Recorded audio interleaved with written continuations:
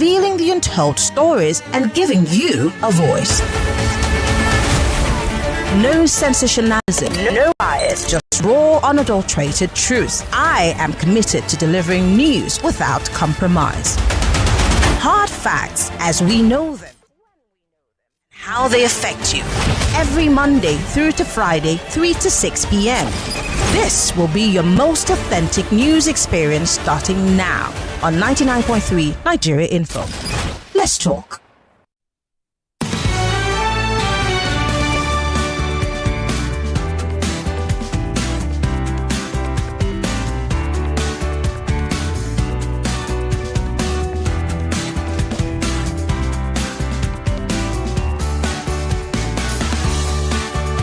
.3 Nigeria Info, that's the frequency, and we are broadcasting live from the nation's economic capital, Lagos, Nigeria, and Victoria Island, precisely. My name is Maryann Okon. This is Hard Facts.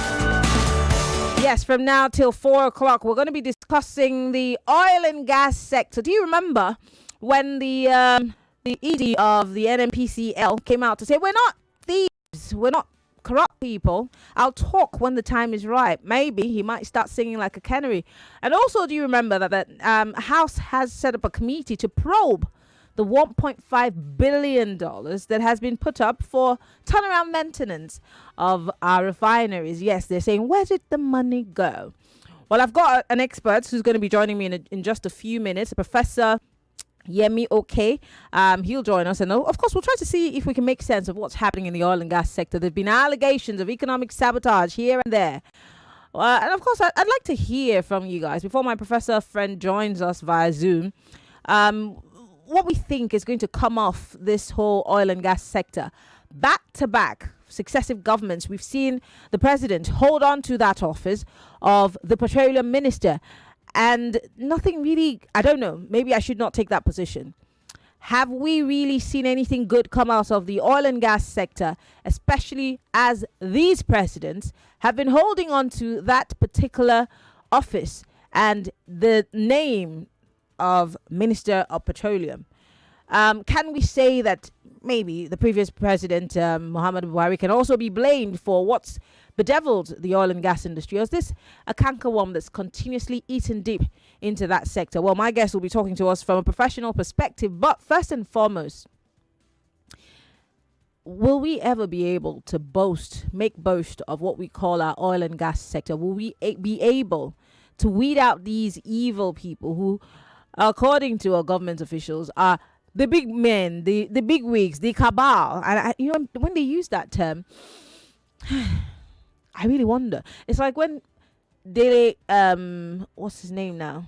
The Minister for Mines says, oh, powerful Nigerians are behind illegal mining. Who are these people? Who can be more powerful than the Federal Republic of Nigeria? Oh, maybe you have the answer. Hey, I said all of this to say welcome to the Lagos. I hope you had a great week. I enjoyed the banter yesterday, but I'm looking forward to something more fiery today on I Beg to Differ. And I know for sure that these kids are bringing the fire. So from 4 p.m. to 6 p.m., you cannot change the frequency. You're keeping it here on 99.3 Nigeria Info. Once again, my name is Maryann Okon. Welcome to Hard Facts. Millions of listeners trust us on Hard Facts, whether it's politics, social issues, controversies, and trending stories. You know we're credible and objective. It's Hard Facts with Maryann Okon on 99.3 Nigeria Info. So let's talk. Let's just have a little bit of banter while my guest tries to connect. He has to run out of some conference and then just participate in this conversation. Professor Yemi Okon has been here before when we're talking about the tariff hike in energy prices and talking about power. Here today, we want to talk about the rot in the NNPCL, the oil and gas sector in general, the IOCs, the downstream, upstream. We want to talk about all of that, try to make sense of it. But the core question today, Lagos, Nigeria, and everyone who's listening to us, because whether we like it or not, there is a cankerworm in the system. Can it actually be uprooted? I think Professor Yemi Okon has joined us, and we're going to get this conversation going. All right. Once again, welcome to Hard Facts. We're live, facebook.com/Nigeria Info FM. We're also live on YouTube, Nigeria Info FM. We're also on Skype. We're Nigeria Info FM on Skype. If you're listening to us from outside of the country, you could join the conversation. We're live. If you do not have the Nigeria Info FM mobile application, I think now's the time for you to download the app and join the conversation. Professor Yemi Okon is joining us live via Zoom. I know, Professor, I had to drag you out of a very important event to be part of the conversation. Welcome to the show, sir. Can you hear me? Yes, I can hear you. How are you doing? I'm fine, thank you. So good to have you join us. Professor, is it possible for us to see your video because we're live streaming this? I'm trying to do so. All right. No problem. I'm trying to go on that video. Yeah. Well, for those of you who do not know, Professor Okon is an energy expert, and we've had him before to talk about power. But today we're talking about the oil and gas sector in general. Professor, let's start by, while you're trying to get your video to come on, what's really going on? What do you think, as an expert looking from the outside in, with all of the stories that we've heard, with the issue of no money's coming into the coffers for a whole year? The NNPC has been window dressed over and over, given baptismal names, NNPCL. We've done all kinds of things to try to change, that operating body. Why do you think that we're having it so tough when it comes to the oil and gas sector? Thank you for your question. The oil and gas, as you know, has its own nature, has its own structure. It's got its own peculiarities and idiosyncrasies. So that's the nature of the industry globally, actually. All over the world is one sector that is always problematic. It's a sector that always attracts a lot of attention and conflicting interest. Interests of players, interests of stakeholders, interests, of course, by consumers. Of course, and extensive levels of international bureaucratic inconsistencies, or what we call international politics. By nature, even OPEC itself is a cartel. Once you have that kind of a closed circus, you expect things to happen. That's the nature of the industry. Of course, when you talk of the oil industry, you also talk of the gas component of it. It's also strapped into the power sector. So it's one sector that is extremely strategic and important, and will always attract attention, both from the level of government and consumers. I'm sure you know, even the activities of your company is dependent on energy. Of course, going on here, of course, you must power your equipment. Yes. And to take your cars there, to travel from one location to the other, whether you're flying. I mean, it's one sector that goes across other sectors and affects everybody directly. So naturally, we aggregate a lot of interest. Naturally, everybody wants to ask questions. Everybody wants to know what is happening in the sector. Everybody is concerned as to what is not happening in the sector. And that's just the nature of the sector. Let's start with the bigger question, which is everybody has been wondering if this allegations, I mean, we saw the drama that played out between NNPC versus Dangote, and then, of course, Mele Kyari recently coming out to say we're not thieves, that when the time comes, he will speak. But of course, too many questions have been raised. Let me start with some nitty-gritty, which is what should be the ideal joint venture agreement between Nigeria's NNPCL and international IOCs?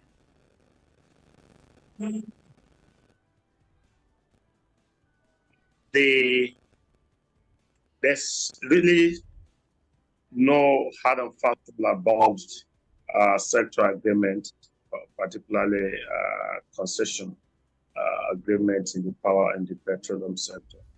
It's a question of the peculiarity of the particular country.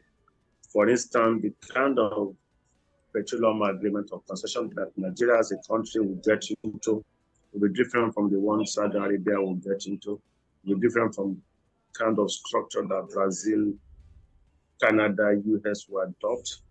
So it depends on the number of local factors, the legal and regulatory instruments that they have in that country.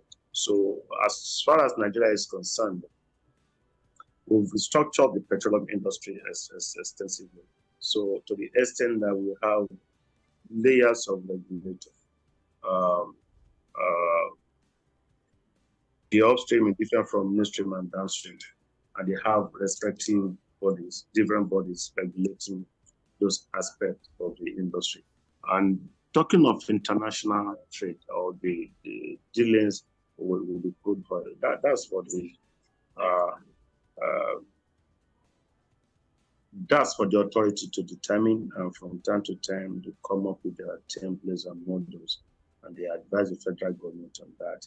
And federal government also has laid down regulations and rules as to what must happen for bid rounds when new oil blocks are going to be concession to developers. And again, we have under the new law incorporated joint ventures for purpose of exploration as against the loose structure that we had. So for every operation, the law requires them to get incorporated so that it becomes like a corporate entity that can also raise its own fund, because government has had issues with the cash call, not being able to meet cash call, and not those nothing issues. So government is trying to restructure the petroleum industry, is trying to open it up. We've also had issues of the quantum of petroleum product that will be available for local consumption. Vis-a-vis the one for export.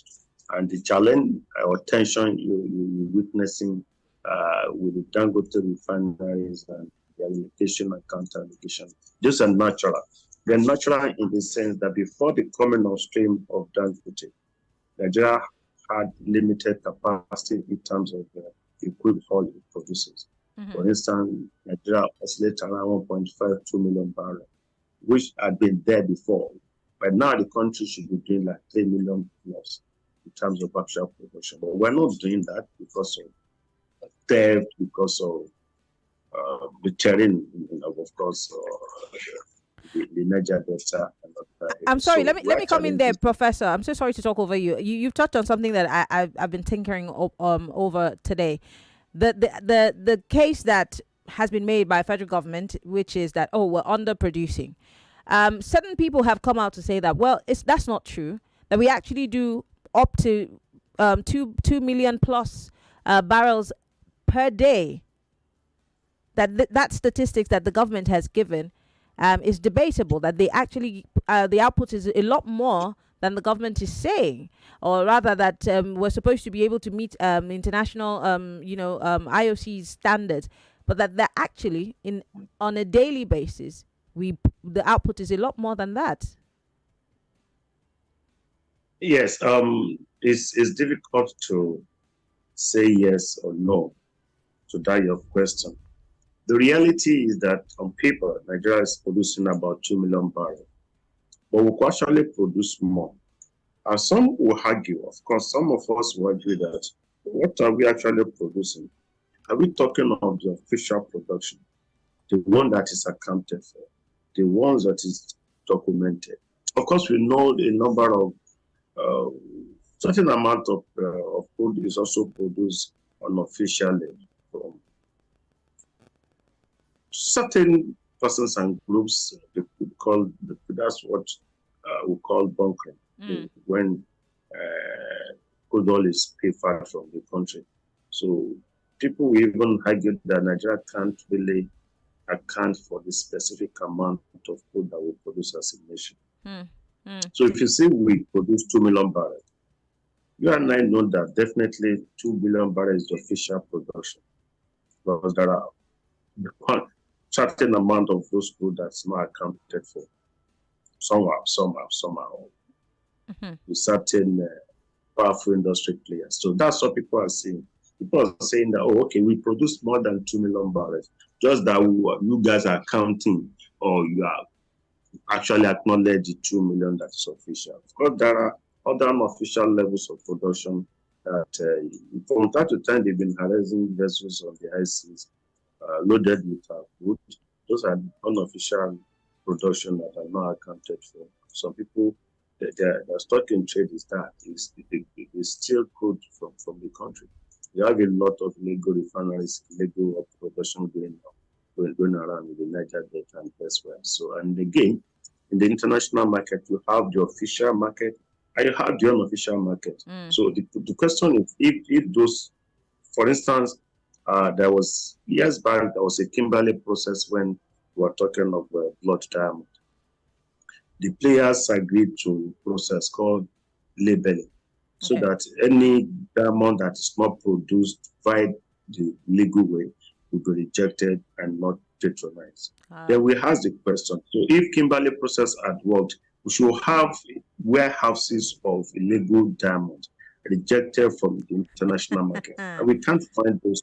We can't find those warehouses. So if you're talking of the illegal crude, stolen crude oil, it means it shouldn't have access, shouldn't gain access to the international market. Yes. And that those crude oil are rejected somewhere and kept somewhere. Where are they kept?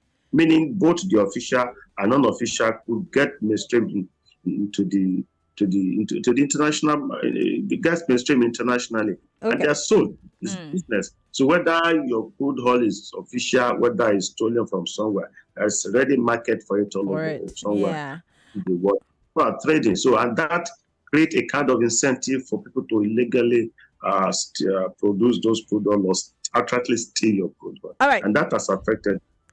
Prof, just give us a second. We're going to go on a quick break. When we come back, we're still here. Just a quick break. I got that defined boy. You have just won yourself. Congratulations. Hello, good morning. Yes, Melitus. One player, don't talk to 2 players because you won 20K. So now you won yourself 20,000 naira. My name is Well Done. Okay, well done. You want to tell you well done. You won yourself 20,000 naira. With 500 naira, you can play to win big.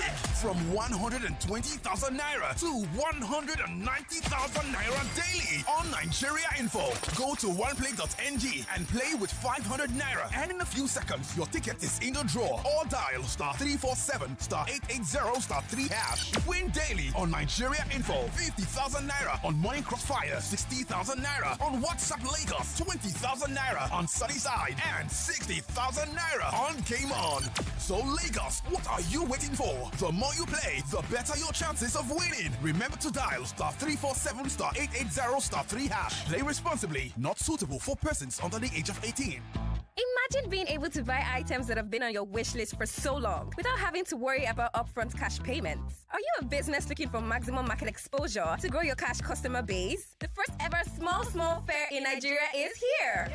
Happening on the 17th of August at the Peace Steeds Conference Center opposite Nikon Town, Lekki, Lagos. From 9 a.m. to 6 p.m. At the Small Fair 2024, you can access 500k plus products and do small installment payments. Ooh. As a business owner, not only do you get to showcase your unique products and services, but you also have an excellent chance to attract new customers and increase your profits. And guess what? Attendance is free. For registration, exhibition, and sponsorship, visit www.smallfair.com or call 0916-767-2191. When your needs seem far-fetched, remember, you can do small. This fair is proudly organized by Small and sponsored by InterSwitch, Thinkra, and Quora.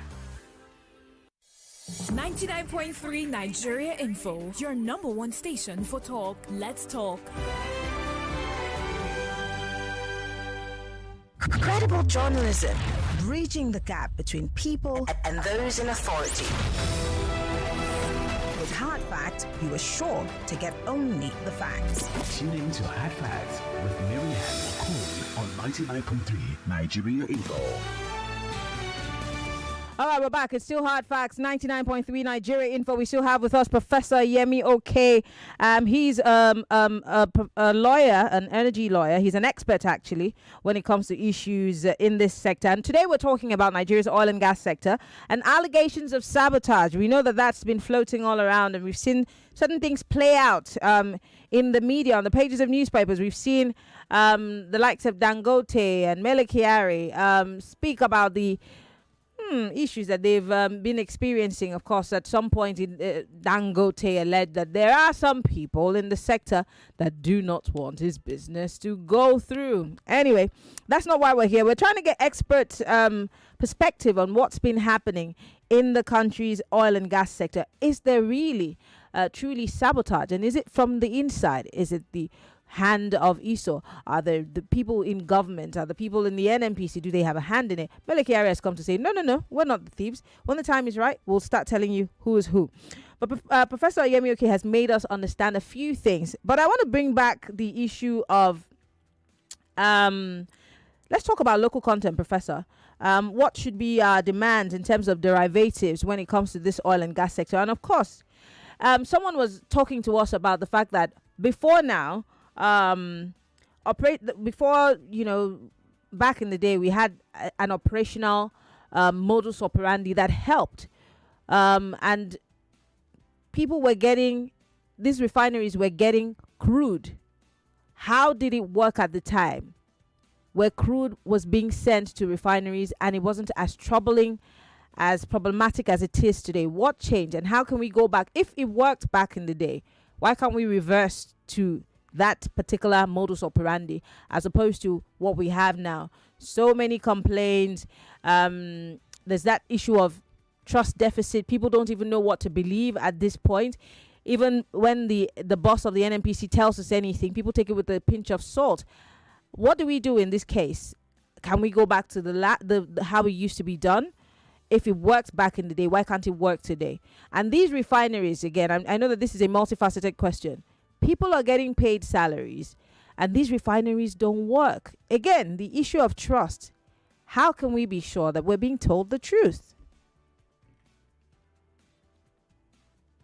Professor, can you hear me? Oh, yes, because for some time, for like 2-3 minutes, I couldn't hear you now. Oh, dear. I guess you are asking me whether we can go back to the old models. Was that your question? Yes, to the old model. And then how can we trust the process? Because it looks like everything they tell us, we should take it with a pinch of salt. Oh, I'm not. The network is bad from your hand there. The network is bad from your hand there. Oh, my goodness. But Prof, just go ahead. We can hear you. I can't hear you clearly. The network is bad from your hand there. Oh, but we can hear you clearly, sir. Okay, hope you can hear me. Yes, if you we can hear me, we can hear you clearly. Okay, if you can hear me now, let me just continue because line was kind of going on and off. But you talk of the trust issue, you talk of the structure, you talk of the ideal model, whether we should go back to the old model that worked. The old model never worked. The old model was such that the old NNPC was a player, lifting crude, selling crude, partnering, entering into joint venture operations with the multinational oil companies. The same NNPC that was a player was also the regulator. The old NNPC was conflicted, and things were not done properly under the old NNPC. That was what led to the enactment of the Petroleum Industry Act, and that it took a very long time before we could arrive at a model. We had several versions of the Petroleum Industry Bill, and it took more than a decade trying to reverse the ugly trend in the petroleum sector. So we have a piece of legislation that ought to work, if not for the Nigerian factor thing. If players are able to play by the rules, the current structure ought to work. And as I was saying earlier, before you went on that break, NNPCL is a new structure, is an entity different from the regulators. Yeah. Then the Nigerian government has liberalized the petroleum sector, particularly including the refining, as against the old bureaucracy that would only only NNPC will get involved, refine product through the 4 refineries that never work. And the turning on back on around maintenance that really never worked for us as a nation. So now Nigeria is producing about 2 million barrels. Those 2 million barrels are already concessioned by way of resources, meaning in petroleum contracts. By the time you are producing, you must secure your market, or maybe you've entered into a kind of. Professor, are you still there? I think that we've lost your connection. Professor Yemi, can you hear me? Oh my goodness. We've lost that connection with Professor Yemi Okon. Professor Yemi Okon is an energy expert, and he's joining us live from Lagos. Professor Okon, can you hear me now? Oh my goodness. We lost that connection with the prof. He will be back with us in a bit, but we're still talking about, of course, Nigeria's oil and gas sector, trying to make sense of it. Is it ever going to get better? As we speak, there is okay, I think we have Professor Okon back with us. Apologies, Prof, we lost you. No, I'm back. I'm back. I think it's the network thing. Yes, it's your. You know what? Don't worry about your video. Let's use your audio. It's fine. We can hear you. Can you hear me now? I'm back. I can hear you loud and clear. It's okay. You can go ahead now. I think you should forget about your video. It's slowing down the your audio. Can you hear me now? Yes, we can hear you. Just don't forget about your video. You can turn off your video. Let's lose your audio only, because the video is dragging your audio. I guess I can change my. Can you hear me? Your video is dragging your audio, so we're unable to hear you because your bandwidth is low. So yes, let's just use your audio. Okay, so thank you. I'll show the video. Perfect. Now we can hear you. Because it's also having the. Okay, so as said, they will have entered into a kind of agreement to sell crude. So there's already a concession crude. And most times they have the take or pay clause, meaning if you have signed on to getting 500 or 1 million barrel of crude from Nigeria for the next 20 years, whether or not you need the crude, you must pay. So Nigeria has entered into agreements like that with other countries. So with the coming on board of Dangote will need crude oil. So from the insufficient crude oil that had been concessioned to buyers for years, there will be a shortfall also of Dangote. So if you reduce the quantum that you have concession, it's going to affect you. They're going to sue you. So we have to now wrap up or scale up our production to be able to get something like 3 million or 4 million barrels, so that we will continue to maintain or sustain our international market. I also have that's one. Two, there's the politics of, there are people whose top is taking Nigeria's crude oil, refining it.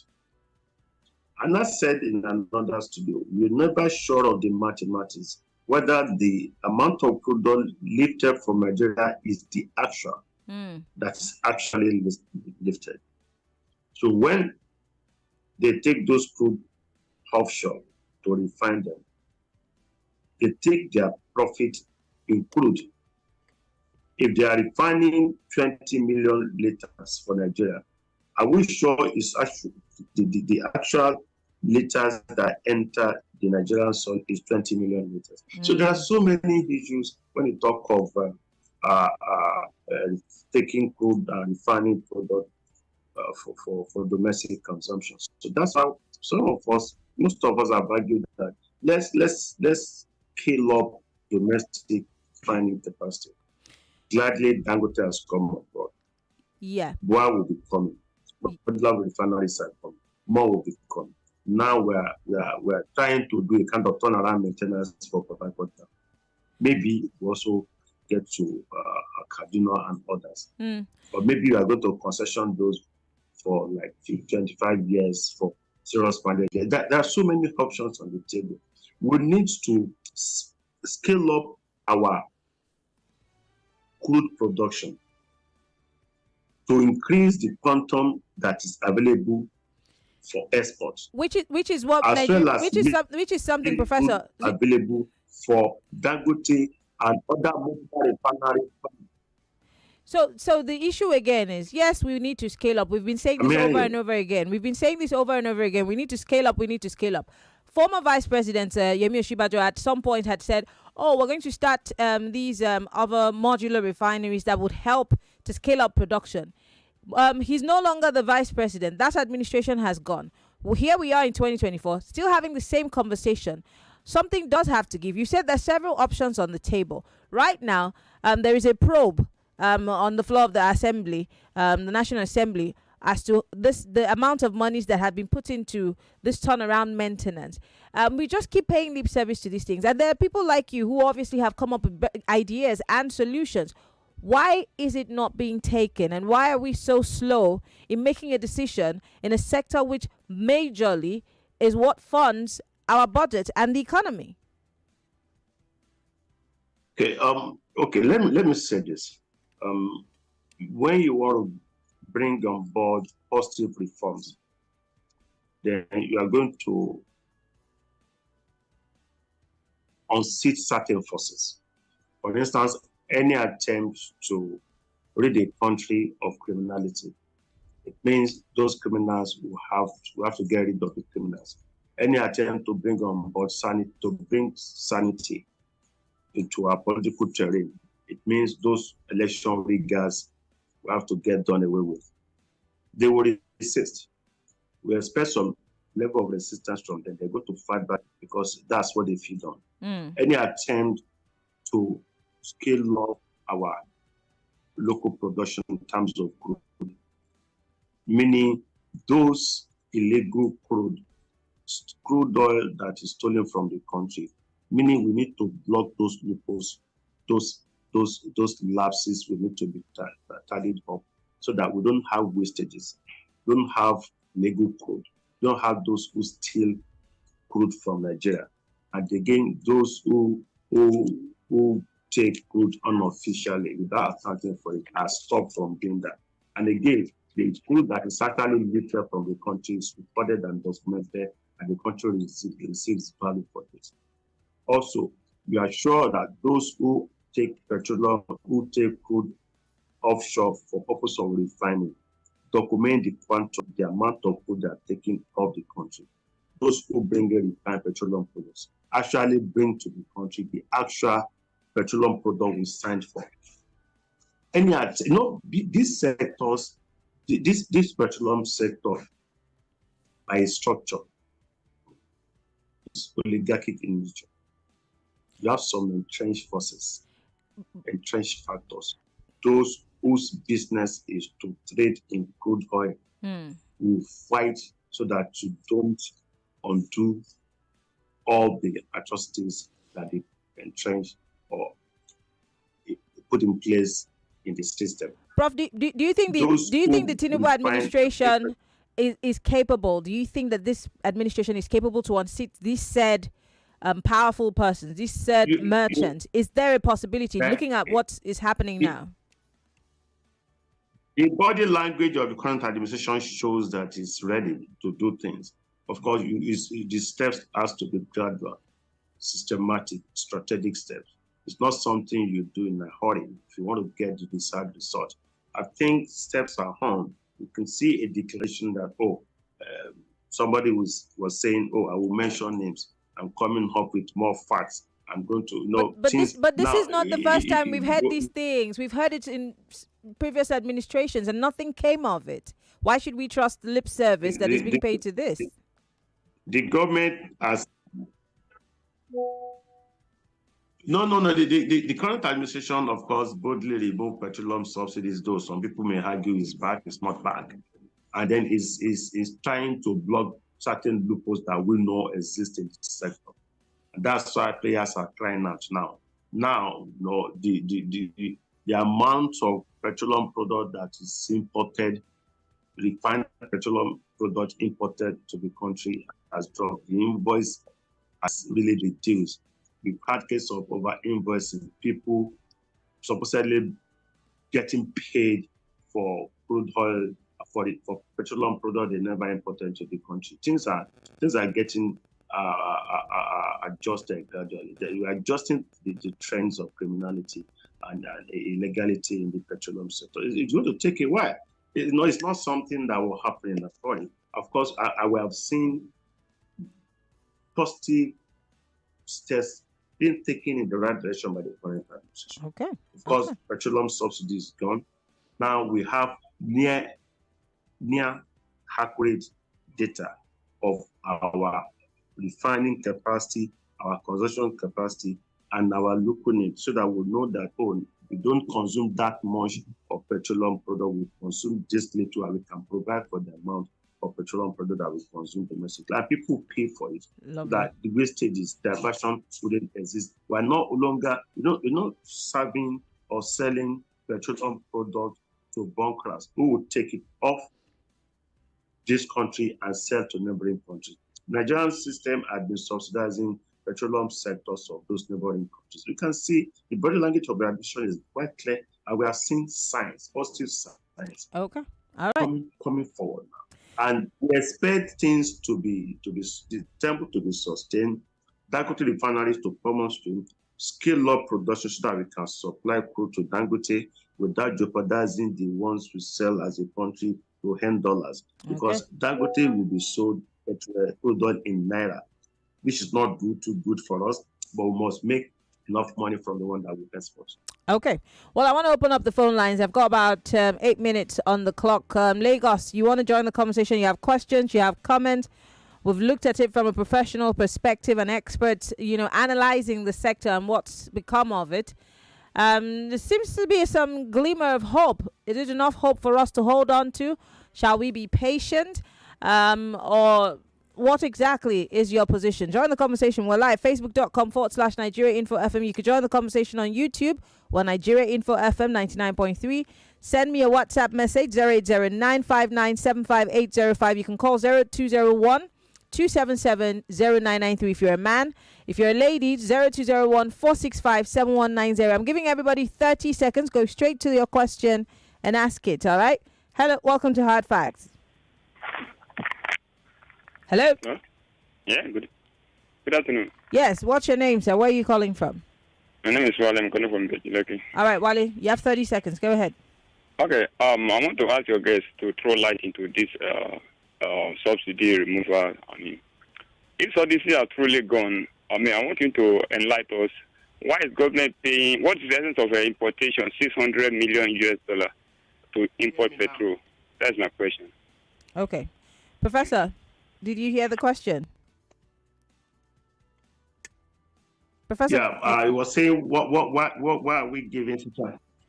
I heard him. I heard Wale. Okay. He said if subsidy is gone, why are we spending 600 million to import petrol, right? Mm-hmm. One, that is in the realm of speculation. Subsidy is gone. If subsidy is not gone, you realize that we pay more for petroleum products now. That's one. Two, because of the nature of the industry, we have fluctuations in price and pricing from time to time. Like yesterday, prices of crude oil actually dropped. It's been dropping for about 2-3 days now. Okay. If the trend continues, the pump price of petroleum product ought to reduce. But Nigerian market is such that it's rigid. It doesn't really immediately dance to the tone in terms of fluctuation in prices. So those who bought petroleum products, they will sell at the same price even if the price has crashed. They will say, "Oh, I bought one at 170 naira per liter because it has dropped to 160. Let me sell mine at 160 or 160." That's not a Nigerian thing. So there's still there's a pool of money that government deploys from time to time to stabilize prices. Otherwise, it's going to create a distortion in terms of first supply, and you start witness queues. So subsidy is gone because we are paying near full value for those petroleum products. But occasionally, we have minor fluctuations here and there. I wouldn't really be significant enough to say that it's subsidy. All right, let's take a few more calls. Hello, welcome to Hard Facts. Yeah, good afternoon, Maryann. Good afternoon. Yeah, 30 seconds. What's your name? Where are you calling from? Maryann on the line. I'm calling you from Ekpe. First question. What does your guest think about this new culture of a president being the minister of petroleum? Number one. Number two, Mele Kyari promised that the 4 refineries will be working before the end of the tenure of former President Muhammadu Buhari. Yes, and I have the video. Has he failed or not? Should he go or not? Then question number No, your time is up. Bye-bye. Thank you. I didn't get the first question. The first question is, he's asking, what's your position on presidents holding that office of petroleum minister? He's also asking about Mele Kyari's, promise. I have that video in 2015. But let me straight on. President holding on to that office, I think, is a conventional thing. It's a question of convention because that has been the practice. And to me, it's not a matter of convention, it's a matter of trust. Because if there's no trust deficit, I guess somebody should man that office as substantive Minister of Petroleum. Then I'm not too bothered about semantics because the president is also the commander-in-chief of Nigeria's armed forces. Are we going to suggest the president should sit up at the role of the commander-in-chief because he's not a military man? I guess those are kind of status issues because whoever is there as Minister of State for petroleum product or gas will report to the president. Everything, the buck stops on the table of the president. So for me, and as far as I'm concerned, it doesn't really matter. But then if you have people who trust those who are ready to do the job, the president may decide to sit down that petroleum product and a part of that petroleum ministry and have a substantive Minister of Petroleum Resources, different and distinct from the president. Or Mele Kyari's promises of the refineries. Turnaround maintenance of the refineries. I said in another studio that I wasn't that optimistic because I knew it would take a minimum of 2 years from the day those pledges or promises were made. The day they said the commission that the refineries were ready, I said it might not be fully ready until 2 years later. So, but when you say Professor, when you say you knew, it means that could it be that Mele Kyari lied to us? He was just trying to string us along? I'm not saying he lied. I'm not saying he lied. It was being what do I call it? Was being excessively optimistic because the reality on ground showed that they were working towards having the turnaround maintenance crystallized within a particular time. But before it starts to add value to Nigerians don't care about your body language. They want action. I said it would take 2 years after the supposed readiness. And it's almost that now. So, and another person sent a chat confirming what I said. The person retired from NNPC, he told them that this thing will not be ready until 2 years after that period. Actually, I also confirmed. So, because it's our sector, we know a few things, right? We know a few things. Even the Dangote refineries will still not be fully operational in terms of maximizing full stream until about a year or more. Okay. I want to quickly take a call. Because we're still talking about the crude oil to be supplied to Dangote. We're still promising to supply crude oil to Dangote in Naira. And then that's revenue drop for the country. Nigeria is broke. And again, we're not making enough from the quota allocated to us by OPEC. So we're not meeting the target. And the target we want to sell in Naira, meaning we're not going to have enough foreign exchange to do things. But again, the finance people, they know what to do in terms of scaling up our IJAB so that we can, of course, cushion the effect of Naira sale of crude to Dangote and others. Yeah.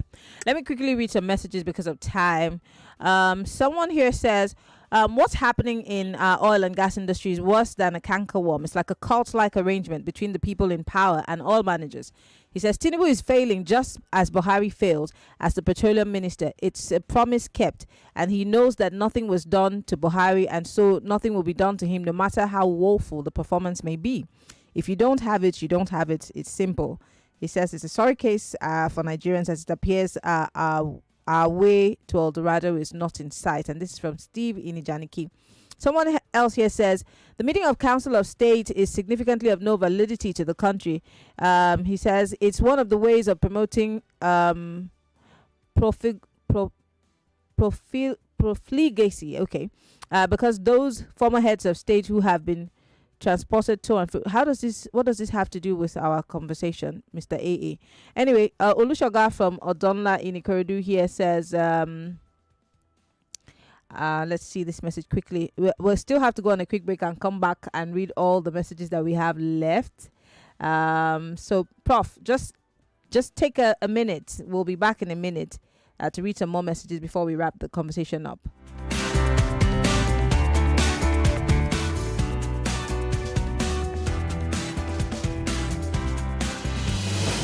There's a reason why over 1 million people tune into Hard Facts every day.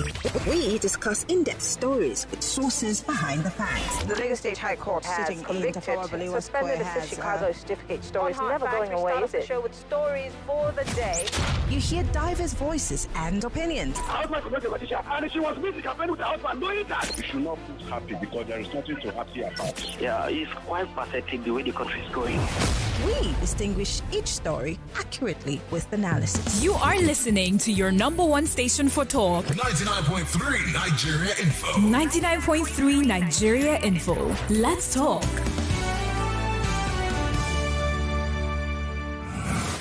Nigeria Info's I Beg to Differ Tournament of Champions is underway with twists, fixtures, and champions from across Nigeria.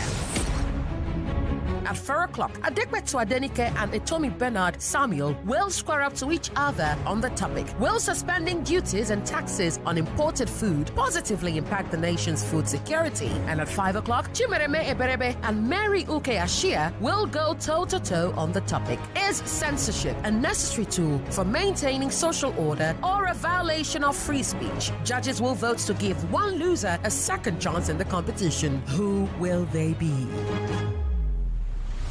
Nigeria Info's I Beg to Differ tournament. 16 champions, now 15. One winner, 2 million naira. Well, I am Yvonne Okhaifo. Join Femi Obang Daniels and me from 4 p.m. on Nigeria Info as we find out I Beg to Differ, a tournament of champions. 99.3 Nigeria Info. We are more than just radio. Subscribe to our YouTube channel at Nigeria Info FM. Check us out on Facebook at Nigeria Info 99.3. Follow us on Twitter at Nigeria Info FM and on Instagram at Nigeria Info FM Lagos for live updates as it happens. 99.3 Nigeria Info. Let's talk.